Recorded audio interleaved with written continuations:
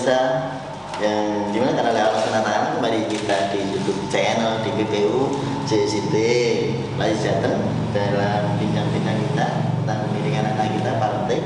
Dan kita tadi sudah banyak sekali pertanyaan kemudian dijawab oleh Bunda Musrikah ya. Sekali lagi nanti yang bertanya insya Allah nanti akan mendapatkan hadiah dari majalah Nur Hidayah, tapi hadiahnya dalam bentuk PDF yang materinya hampir sama dengan apa yang kita sampaikan pada kesempatan malam hari ini tentang anakku sahabatku. Dan para pemirsa masih bisa bertanya melalui chat di YouTube atau mungkin langsung WA ke nomor WA saya 085726386799. Sekali lagi boleh dicatat, boleh di WA kan ke 085726386799. Kalau ada pertanyaan-pertanyaan, nanti kita akan berbincang sampai pukul 21 malam insya Allah. Baik Ustazah, ini ada pertanyaan lagi, boleh kita lanjut ya. Ini ada pertanyaan dari Bapak Ahmad Zumati. Ustazah, pada saat ini, pandemi saat ini, saya susah mendidik disiplin, ngajari sikap dan keterampilan pada anak saya. Iya, mumet ki Ustazah, ini pertanyaan belum gitu. Nah, monggo Ustazah, monggo bisa dijawab gitu. Ini kayaknya ini ya, tidak hanya satu ya. Ini jadi ada komunitas orang tua yang mumet kayaknya di masa pandemi ini.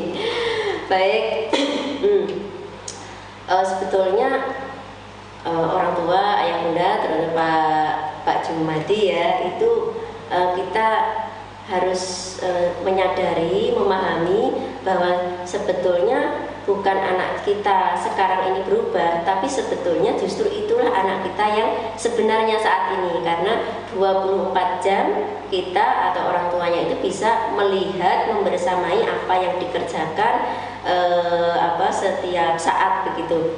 Nah, kenapa kemarin merasa orang tua itu aman-aman saja, tidak ada masalah dengan kedisiplinan, sikap dan seterusnya, karena memang aktivitas Ananda lebih bervariasi. Jadi pagi itu Anandanya berarti sekolah kan ya, usia sekolah ya.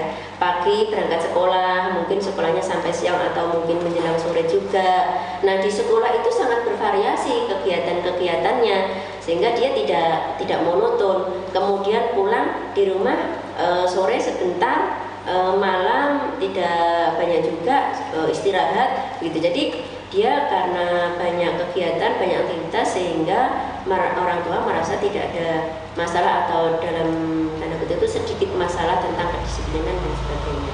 Tapi sekarang terasa karena 24 jam sebetulnya anak itu juga tertekan ya dengan kondisi sekarang ini. Bukan karena di rumah itu nggak enak, tapi karena memang monoton.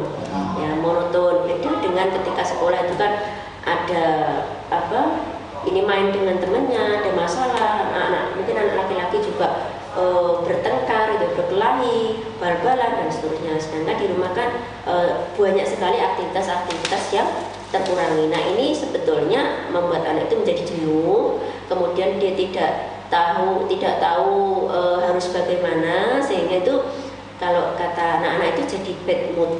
Nah, bad mood inilah kemudian akhirnya satu persatu, sedikit demi sedikit aktivitas-aktivitas yang sebelumnya itu rutin dilakukan itu menjadi molor, terus nanti lama-lama jadi hilang, jadi ditinggalkan. Mungkin dari kedisiplinan bangun pagi, kedisiplinan waktu sholat dan seterusnya itu mulai berubah dari dulunya karena bad moodnya tadi.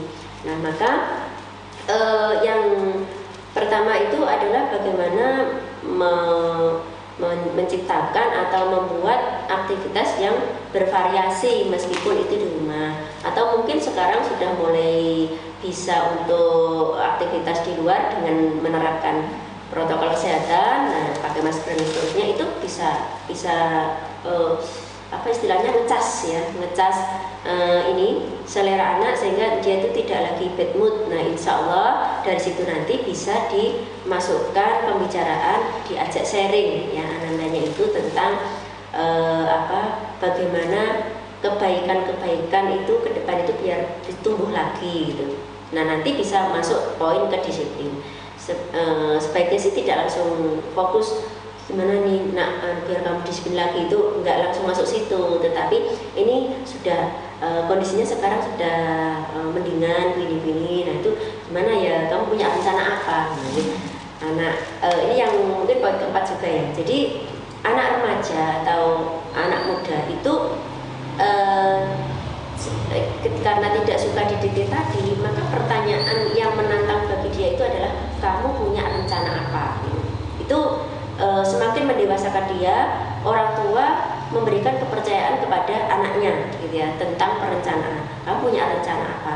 Nah, nanti kalau dia cerita panjang lebar kok nggak nyangkut ke poin yang diinginkan orang tuanya, nanti bisa ditanyakan. Kalau tentang ini gimana? Kamu tentang aktivitas ibadahmu gimana? Kalau itu disiplin ibadah atau poin-poin yang lain yang diinginkan oleh orang tuanya gitu. Kemudian yang kedua adalah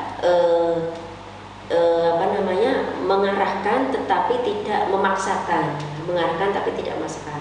Karena kalau kedisiplinannya itu karena dia merasa dipaksa-paksa, itu juga nggak bertahan lama. Tapi kalau anaknya itu diarahkan tapi berubah, besok diajak sharing lagi dengan cara yang lain agar ada perubahan sedikit, kemudian punya teknik yang lain lagi, gimana ya ini bisa masuk ke tema itu gitu, nanti ada perubahan lagi, itu walaupun sedikit tapi kalau itu dengan kesadarannya anak sendiri itu bisa lama.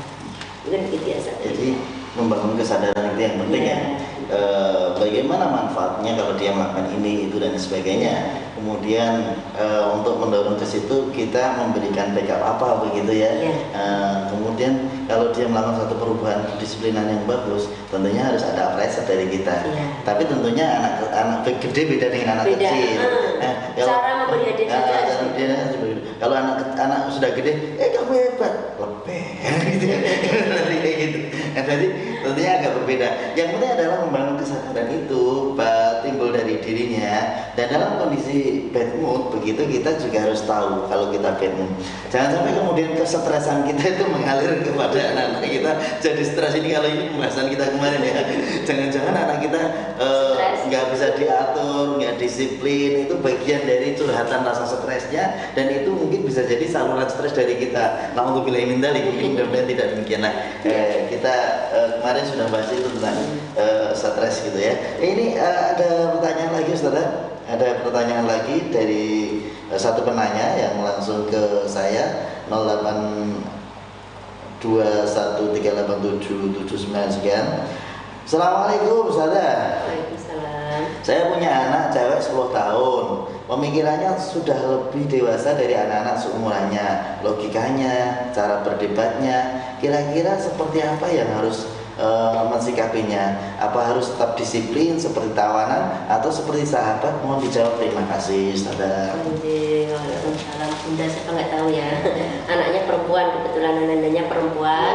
Ya, jadi kalau tadi yang disampaikan oleh Satri tadi ya, 7 tahun pertama, 7 tahun kedua itu sebagai tawanan, 7 tahun ketiga sebagai sahabat. Nah, ini usia 10 tahun mestinya di 7 tahun yang kedua. Tetapi seperti yang saya sampaikan tadi itu ibaratnya kayak secara umumnya begitu, tetapi ada kondisi-kondisi tertentu yang memang berbeda, yang membutuhkan perlakuan yang berbeda. Misalnya seperti Ananda yang usia 10 tahun tapi kok dia sudah kayak pemikirannya sudah matang gitu ya, logikanya sudah matang, sudah berpikir seperti orang dewasa itu sudah bisa, terus cara berdebatnya dan sebagainya, maka orang tua tidak memperlakukannya gitu ya seperti tawanan, tapi sudah mulai memposisikannya sebagai sahabat. Jadi tidak eksak batasan 7 tahun pertama, kedua, ketiga itu tidak eksak, hanya pendekatan saja. Pendekatan ya. Dan dari ciri-ciri atau karakter yang muncul, gejala-gejala yang muncul begitu. Kalau sudah seperti tadi kan berarti dia butuh sahabat dan butuh diberi tantangan ya kan, tadi berdebatnya dia berarti mulai diajak diskusi tentang potensinya dan arahan ke depan. Ya, gitu. Jadi mungkin malah membedah apa yang akan ke depan itu dia inginkan. Ya. Kemudian dia saat ini punya apa-apa saja bisa sharing, kemudiannya ya bisa sharing dan bikin perencanaan bersama gitu ya.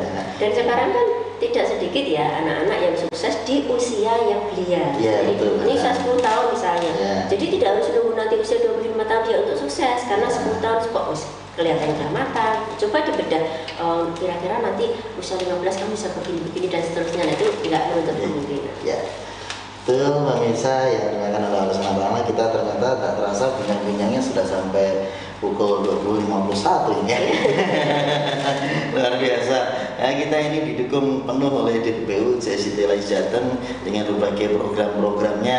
Tadi ada program Galibu untuk guru-guru kita yang saat ini memang membutuhkan begitu banyak sekali ya guru-guru kita ini yang sangat membutuhkan, dan bisa Bapak Ibu semuanya hanya dengan uang Rp5.000 kita bisa membantu Bapak Ibu guru.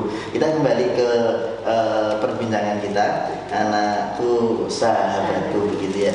Kalau anak itu sudah bisa seperti sahabat itu, kita tahu detail tentang anak kita. Betul. Nah, kemudian kita bagaimana mensikapinya juga mudah begitu ya, Ustaz. Iya.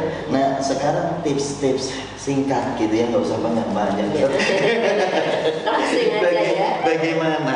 Bagaimana kita itu bisa betul-betul kayak Nabiullah Ibrahim alaihissalam dengan Ismail yang begitu dekat walaupun jauh. Iya. Yang begitu dekat walaupun jauh. Dekatnya pakai apa, kemudian begitu akrab walaupun sekali bertemu. Ya, ini ya hanya berapa kali Padahal LDR lama. Ya, LDR lama.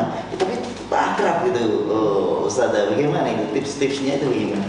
Tipsnya yang pertama adalah ini ya, mengaitkan dengan doa.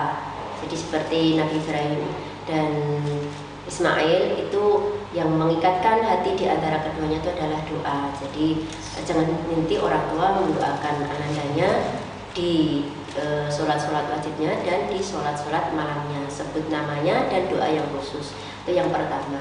Yang kedua adalah memberikan kepercayaan kepada ananda, karena kan ini kalau sahabat tadi kita sepakat di awal kita lebih banyak membicarakan atau membahasnya itu di usia remaja, di usia muda. Jadi berikan kepercayaan, tidak didikte, diberikan kepercayaan dan tidak dimata-matai karena anak muda juga suka dimata-matai. Kemudian yang ketiga adalah membangun kedekatan dengan ananda. Salah satu caranya itu bisa dengan saling melayani.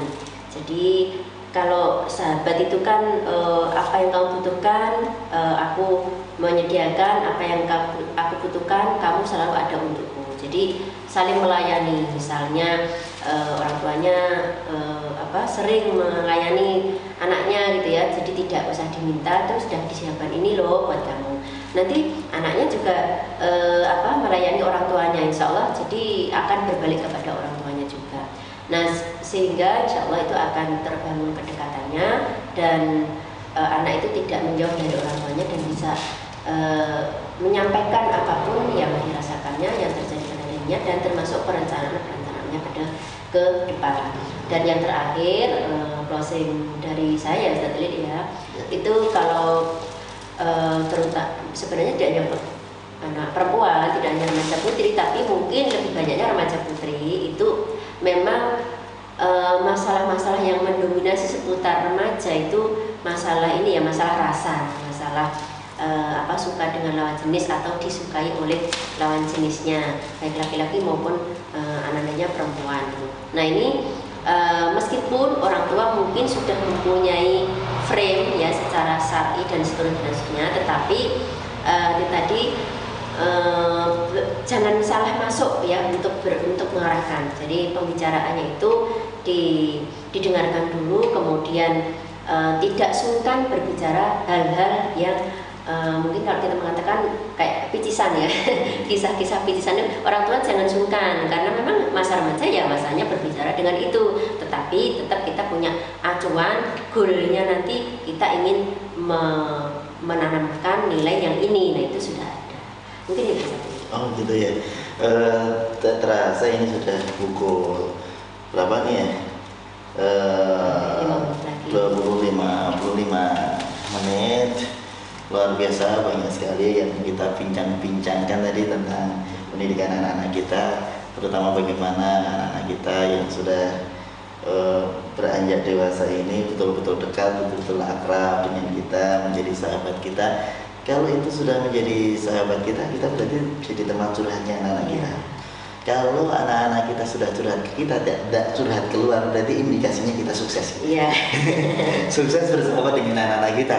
Nah, mungkin nanti insya Allah ke depan kita akan tetap siaran langsung streaming setiap hari Kamis, malam Jumat pukul 19.30 sampai pukul 21. Para pemirsa boleh join terus, boleh kabar-kabar dengan teman-teman, sanak saudara. Mudah-mudahan apa yang kita bincang-bincangkan ini bermanfaat, diridhai oleh Allah Subhanahu wa Ta'ala.